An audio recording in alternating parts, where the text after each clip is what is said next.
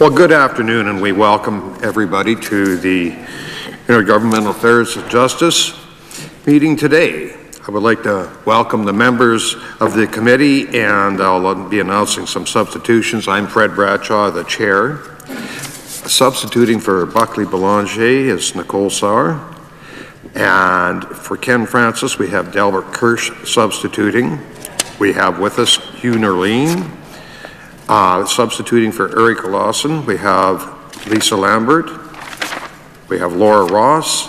And substituting for Corey Tucker, we have Herb Cox. We have one document to table, IAGJ 1128, Ministry of Government Relations Response to Questions Raised at the May 8th, 2018 meeting. Pursuant to Rule 148.1, the supplementary estimates for the following ministries and agencies were deemed committed to the committee on November 29th, 2018. Vote 73, Corrections and Placing. Vote 3, Justice and Attorney General. This afternoon, the committee will be considering the supplementary estimates for the Ministry of Corrections and Policing. We will now begin with Vote 73, Corrections and Policing, Custody, Supervision, and Rehabilitation Services, subvote CP13. Minister Tell, please introduce your officials and make your opening comments. And I'd also like to remind the officials to introduce themselves when they speak. Thank you, Mr. Chair. Good afternoon. Behind me, I have Mindy Goodmanson. Would you just raise your hand, Mindy, just so we know who you are, Executive Director of Fiscal Planning, and Kathleen Wild, Director of Business and Strategic Risk Management. Beside me, I have Deputy Minister Dale McPhee, and beside him is Heather Scriver. Now, she is with Corrections and Policing. That's all I know. Well, that's not all I know. Anyway, I'm pleased to attend supplementary estimates debate here today to provide you with information regarding the additional funding provided to the Ministry of Corrections and Policing for the year 2018-19. I will be pleased to answer any questions following my brief remarks. Yes. For the current fiscal year, the Ministry required additional funding of $2.7 million to support its work in the justice system. $1.2 million of the additional funding will be used in our intensive rehabilitation and custody services program for young offenders. This is fully offset by reimbursement through a federal agreement for this program. The rest of the funding will be used in the operation of the province's correctional facilities. The custody services area of the ministry has 2 units down for maintenance, which has temporarily reduced our bed capacity. At the same time, counts have marginally increased since last year. Although the ministry is successfully managing this issue, it does cost more to house and supervise the individuals in our care. I would now be pleased to answer any questions the committee may have on these additional costs for the Ministry of Corrections and Policing. Thank you. Thank you, Minister. Are there any questions? Ms. Sauer? I'd like to thank the Minister for her opening comments and the officials for being here this afternoon. I'd like to start by asking some questions around the first allocation you mentioned, Minister, around intensive rehabilitation for young offenders in the federal agreement. Could you provide some more details about that?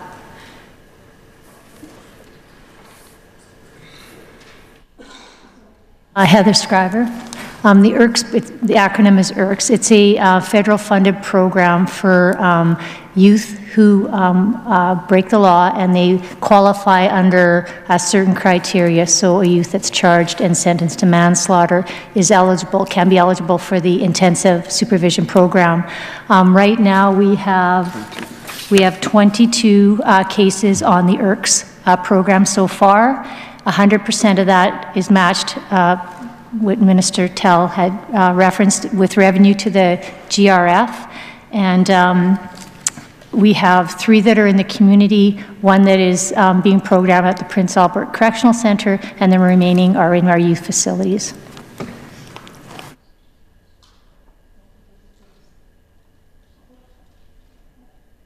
Just Heather Scriver again. It's not just manslaughter charges, it's charges that are of that severity. Do you explain to me how the funding agreement works? Is it matched dollar for dollar, provincial dollars from the GRF with federal funding, or is it a reimbursement that's provided later by the federal government? Dale McPhee, Deputy Minister, Corrections and Policing. The funding comes in from the feds. It's 100% federally funded. It goes into general revenue, but we have to show the expense line. So we don't count for the general revenue. So it's basically an in and out. To clarify, this $1.2 million is federal dollars, but you need to show it as an expense. Okay. Could you provide some detail as to what sort of additional programming that this federally funded program provides to these youth?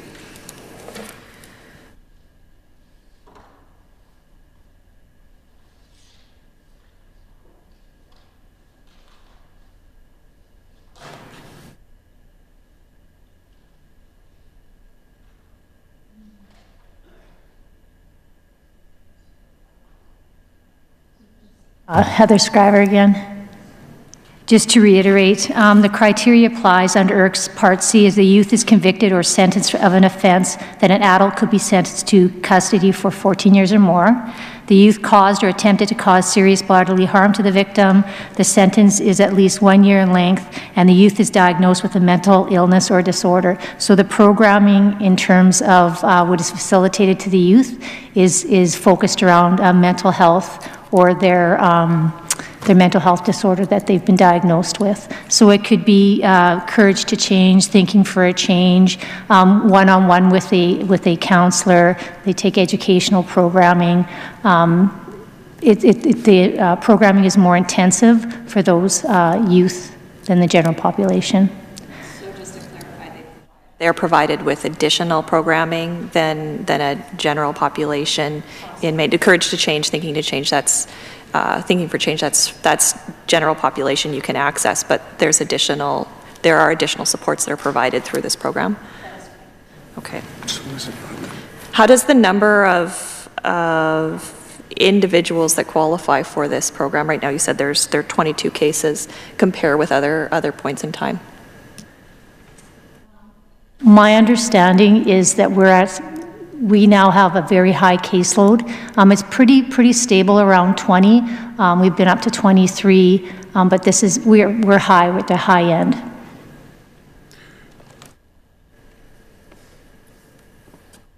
So there's been 41 IRCS in Part B sentences ordered in Saskatchewan since the program began. So that since the program began, we're up to the 20s right now.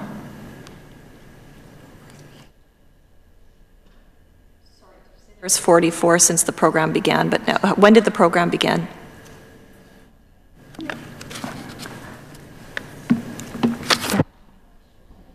In 2014.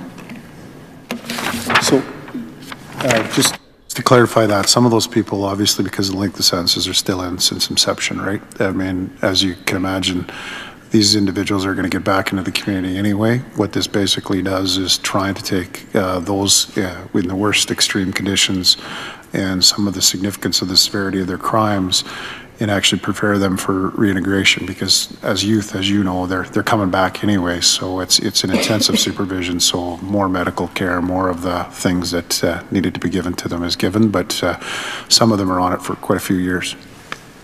Thank you for that additional information about this program.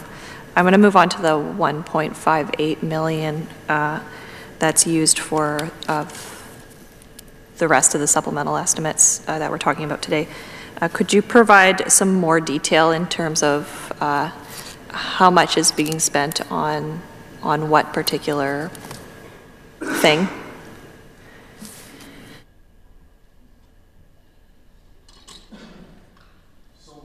The one additional $1.5 million, a lot of this stems from the fact that we've got regular ongoing maintenance. So 2 units have been closed, one, as the Minister mentioned, in RCC, one in SCC. So that's roughly a total of 119 beds.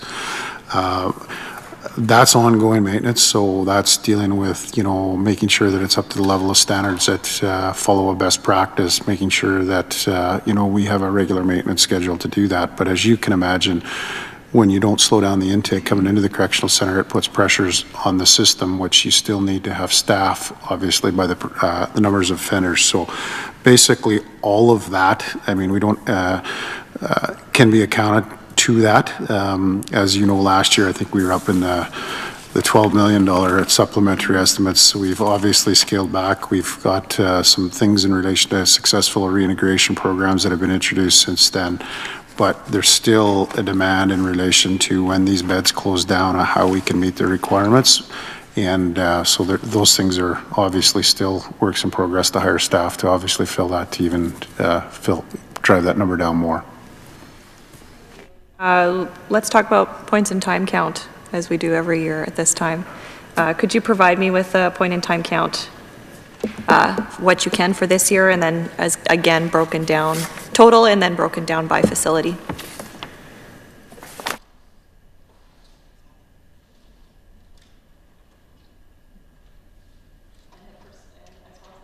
Of operational capacity.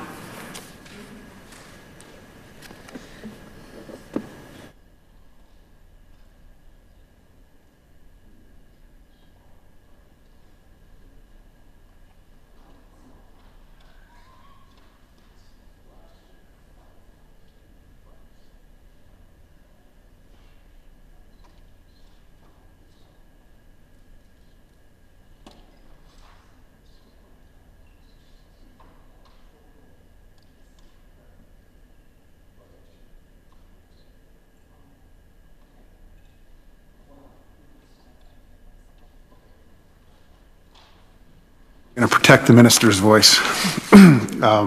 So Pine Grove Correctional Center last year 175, this year point in time 186. Again, these fluctuate as you well are aware of. Prince Albert Correctional Center 451, this year 479. Saskatoon Correctional Center 448, this year 469. Regina Correctional Center 677, 677. White Birch 12 to 15.4. And that's basically all of the adult correctional facilities. Do you have a peak count as well? What the peak count was?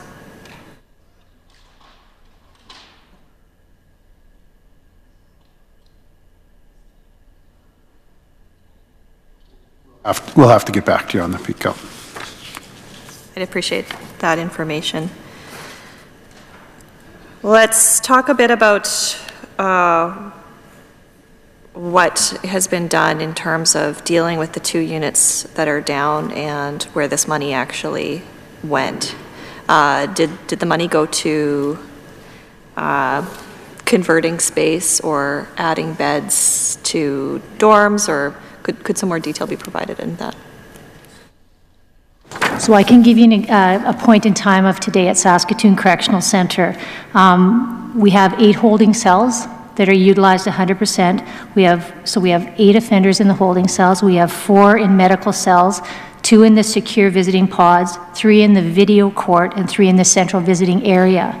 All these inmates in those areas need to be moved to allow for those programs to be facilitated. So staff have to be on the floor, extra staff have to be hired to ensure the facilitation of those escorts through the building. So that's just an example of how we are dealing with the units being closed down. In regards to Regina Correctional Centre, we have transported those offenders to the other facilities, particularly Prince Albert Correctional Centre, where they can fill some spots. Most of it is Yes, exactly. Most of the dollars spent are for staffing. Yeah. So aside from what you've just mentioned in terms of an example of what's going on in Saskatoon Correctional, are there any other spaces that have been repurposed for dorms since the spaces that were repurposed for bedding last year?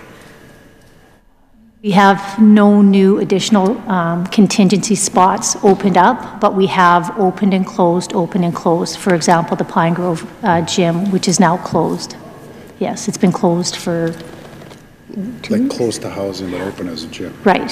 Yeah. So those that were in that gym, where are they now? Back to PA? They were dispersed throughout the province. Oh, okay. Yeah. Okay. So you have, for example, today you have 3 inmates in video court cells right now. There are no bathrooms in those cells, is that correct? Another reason why extra staff have to be on so that they can escort them to the washrooms, the shower facilities, to programs. I think you said 4 inmates in medical holding cells. Are those the, I don't know if the professional term for them is suicide watch cells, but is that? Provision. Yeah. Yeah. Those are currently not housing individuals who necessarily need that one-to-one supervision. Okay. Yeah, they would be. Okay. It's just a swing. A lot of these points in facility are what we call swing space, and obviously the facility, because I think what we're really trying to accomplish is reclaiming program space, right? So movement of staff, so we're actually not losing program space to actually deal with the rehabilitation port. So what that means is the facilities, as Heather has said, there's a lot of movement within and coordination within each of the institutions. Something like housing an inmate in video court in a courtroom, I'm assuming is not acceptable to for any sustained period of time. What is the plan for Saskatoon Correctional, which we have seen consistently dealing with overpopulation in the long term? We utilize our halfway houses, our community training residence, a White Spruce training facility. We have additional resources to assist in reintegration leaves for offenders so that we can link them up with community supports so they don't have to be in our facility. They can be released to the community. Dynamic security, case management, trying to discharge plan for the offenders that we have.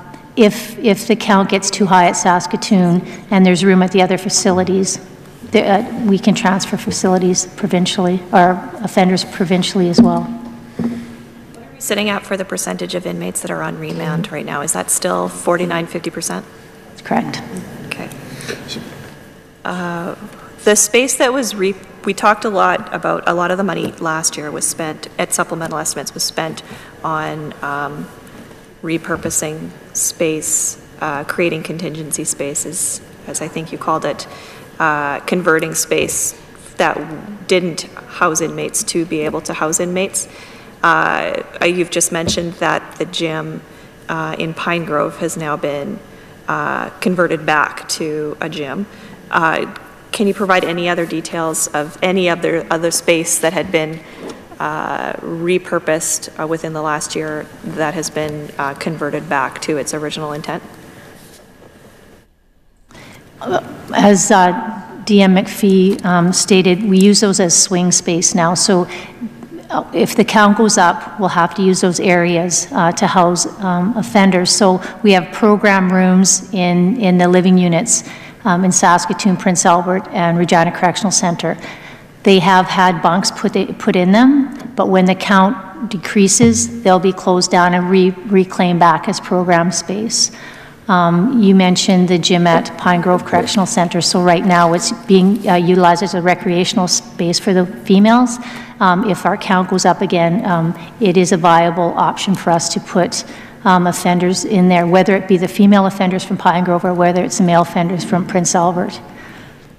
So just to clarify, when you're actually dealing with numbers, there's 3 things that Heather's referring to, and as you're aware and have asked this question before, rightfully so, is it's a 3-pronged process. Bail and remand needs to slow down, so we need to slow down intake. There's a program in place for that right now. It's trending positively, but that takes time. The second thing is there's a release program, making sure that the folks getting out within that last week of getting out, that we're actually programming them into the community. So we, obviously the goal is to not come back, hopefully, ideally. And the third part of it is every year we do an assessment on what we need for a budget allocation to go forward to build out our swing space, and that's been done as well and will come forward. Of course, that has to go through the process, but those are the 3 kind of main approaches, because at the end of the day, if we don't change it from all levels, bail and remand will fill that, as you're well aware, and we need to slow down intake, and we need to make sure that we have the adequate spaces to reclaim programming. So that's ultimately the plan. Thank you. And B comes online too. Can you tell me what that means? Oh, the North Battleford Hospital. Okay, yeah. Thanks. Sometimes I don't know what the acronyms mean in government. There's a lot of them. Does this money, you mentioned that this money is mostly being used for staffing. Does this mean there were new FTEs that were added?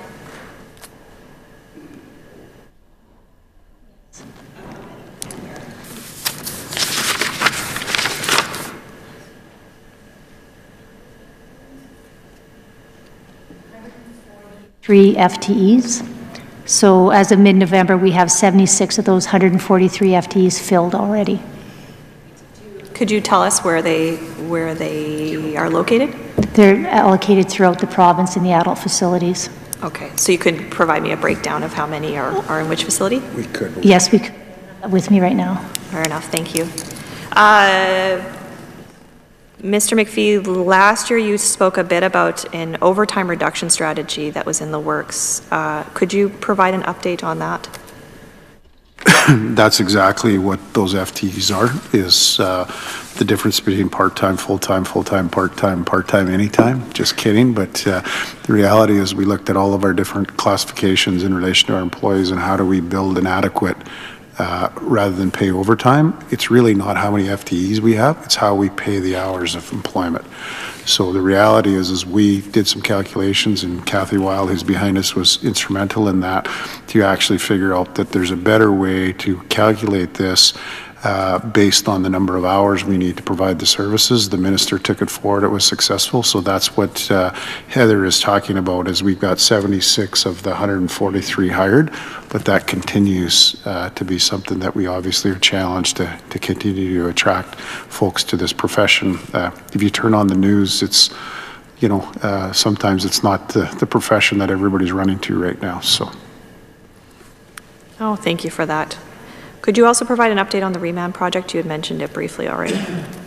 Yeah, so we'd have to get you the exact numbers, but right now, as of last week, it's trending positively. When what that means is growth, as you basically just hit there, you know, still staying around that 49–50%.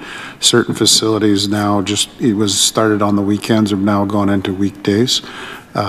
You know, we're still struggle at some portions of the province to hire some of the employees that are needed. For instance, we might need different prosecutors or more prosecutors, so those are things that we continue to work on.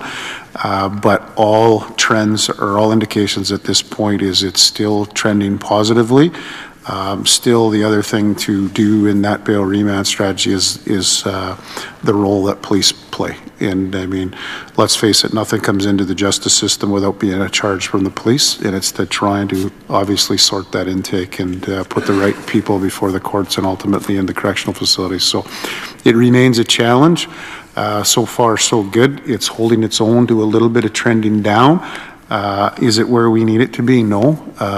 Ideally, some provinces are up around that 70%, but we really don't compare to that. It's when we have people serving 1 to 14 days on remand, the reality is the question is why are they there in the first place? So that's the ultimate goal of where we're trying to go, is to drive, I guess I would say this is jail the people that we're afraid of and not the ones we're mad at. In other words, we need to make sure that we're getting the right people into the right places at the right time, and that's been the goal of the remand strategy that's so far positively trending. And when available, I'd be curious to know what the numbers are in terms of files that have moved through that project, and whether or not there's an ability to measure the outcome versus what it would have been had the project not existed. You mentioned that more prosecutors are still needed. This was a problem that we heard about last year in Regina in particular. Can you explain why it's been still a year and we're still seeing a shortage of prosecutors? I think we're seeing shortages in lots of those areas, and you just mentioned that, you know, at times it's harder to get folks in the correctional facilities as well. I think it's just something that we continue to work on. It's always going to be a challenge, and I don't think there's any one indicator of why. you probably know better, having a law background, of why we can't get them and why we don't, but I can say that we're making progress, and you know, certainly that's the Attorney General side of the ministry, but it has been, to your point, a significant delay of trying to find people and people leaving, for sure. At a bit of a loss as to why, and maybe this is a question I'll save for the Minister of Justice. The prosecution's job is a quite good job to have as a lawyer working for the ministry and throughout the province, but in Regina in particular, we've heard that there's a bit of a shortage. So it's actually a surprise that this is still this is an ongoing problem. But maybe I'll save that question for the Minister of Justice. I did want to mention, last year we spoke a bit about an inquest that came out of a death in Kilburn Hall, and shortly after that there was a recommendation about more medical staff being provided to Kilburn Hall, and I'm curious to know if there's been an update on whether more medical staff have been hired for Kilburn Hall in the past year. Heather Scriver, we have increased nursing healthcare hours at Kilburn Hall. We haven't increased the amount of FTEs in terms of nurses, but we've increased the hours. Another thing that I think you mentioned, Ms. Scriver, last year was that there was a complete health services review that was happening at the time we had supplemental estimates last December. Could you provide an update on that review? Review has been completed, and we are just going through, senior officials are going through the document to ensure that we understand what is in the review and our work plan for next steps. We have engaged other folks in terms of our discussion on that, but for all intents and purposes, the review is complete. I mean, those recommendations ready? Those recommendations, I think, as Heather said, is, I mean, as soon as possible, but I mean, there's some underlying things, and certainly through audits and different things that have been done too, is one of the things in relation to those is, should we actually be providing our own medical services when we have a Ministry of Health? So I think what we actually need to look at, just like we've done in education, where education is taking over some of our education in some of our institutions, that's an ongoing discussion that we're currently having, or just started actually having with obviously their health region, how we best provide those services rather than us independently running our own health programs.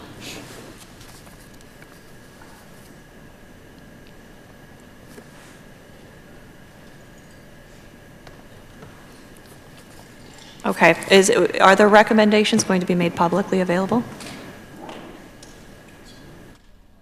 I don't see why we wouldn't once we've done our diligence in the report. I don't see why they would not be released. I look forward to seeing them. I did want to go over some of the recommendations that were made in a more recent inquiry, which is the Brianna Canick inquiry in May of this year. As you remember, she was a woman who died in Pine Grove. Nope, that's wrong.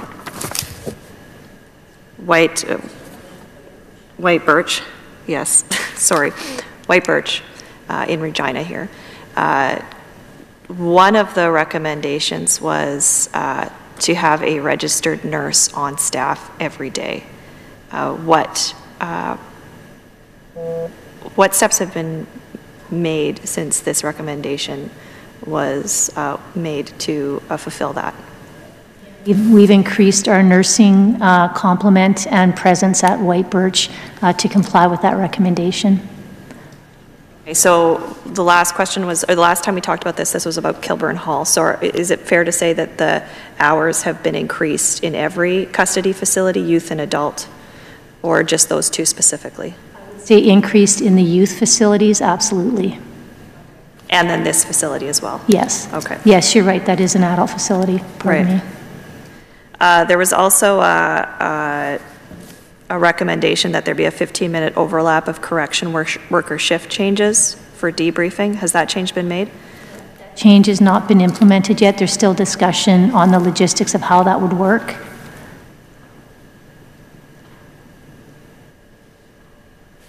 Okay, so has the ministry decided they will not be implementing that, or is there still the potential for it to be implemented in the future? There's still discussions ongoing on that.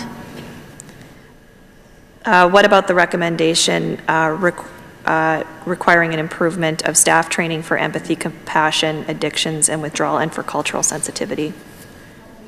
On a plan to implement that, yes.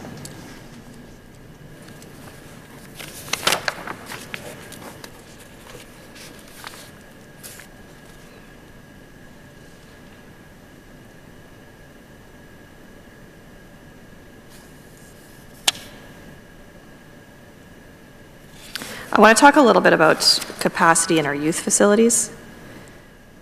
Could you provide what we are at for points in time count for the youth facilities, please?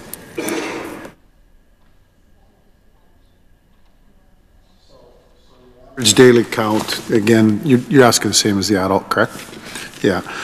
So Drumming Hill Youth Facility was 8.84 as the average. It's down to 7.44.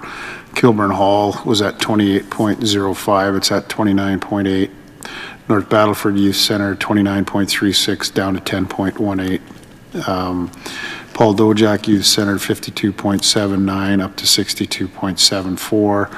And Prince Albert Youth Facility, 7.91 to 18.14. So it's went from an average daily count of 136.95 last year to an average daily count of 128.3 this year. So provide that in terms of percentage of capacity.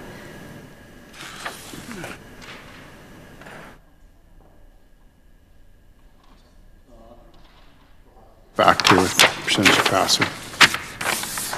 You mentioned, I think, 10 inmates in North Battleford. I'm assuming that's the closed facility. Is that still open? Or is that the open facility? So the closed facility is still open? North Battleford Youth Center has closed. So that would be the 10 offenders or youth would be the Drumming Hill open custody facility.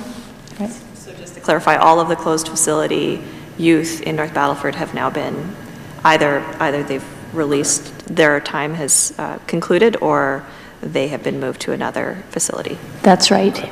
Correct. Thank you. I just wanted to clarify that.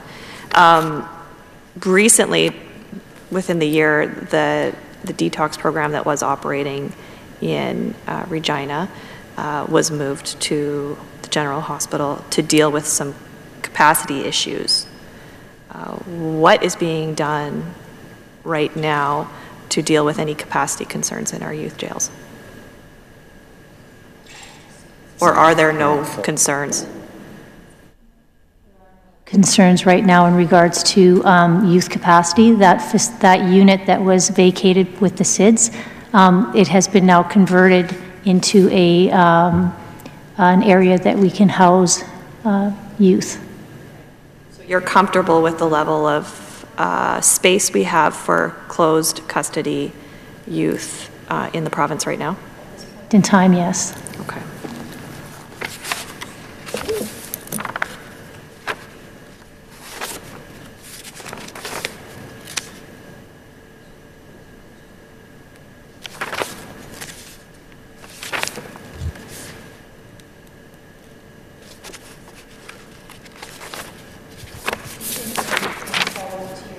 Heather Scriver, just in follow-up to your earlier question, our in-center count in regards to youth custody today is 130, which is 50 remanded youth, 45 secure. We got one remanded youth on a provincial directive, with our utilization rate right now today is at 72.2%. So, thank you. You're welcome. I think at this point I have no further questions, so before I yield, I do want to take the opportunity to thank the members of the committee for being here this afternoon, ministry staff, officials, and the minister for joining us this afternoon, as well as Hansard for doing their work. And I do know this, I think this is my last opportunity to wish Mr. McPhee, who I understand is leaving us shortly, well wishes as he moves on in his career off to sunny Edmonton. So all the best in that career change, well, slight career change, I guess, Mr. McPhee, and thank you for your answers this afternoon. Well, thank you. Are there any further questions from the committee? Seeing none, we will vote on Vote 73, Corrections and Policing, Custody, Supervision and Rehabilitation Services, subvote CP13 in the amount of $2,780,000. Is that agreed? Carried.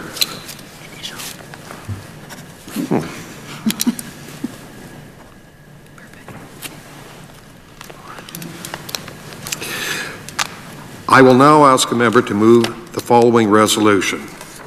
Resolved that there be granted to Her Majesty for the 12 months ending March 31st, 2019, the following sums for correction and policing in the amount of $2,780,000. Mr. Nerline has so moved. Is that agreed? Agreed. Carried. Full signature there. Full signature? Mm-hmm.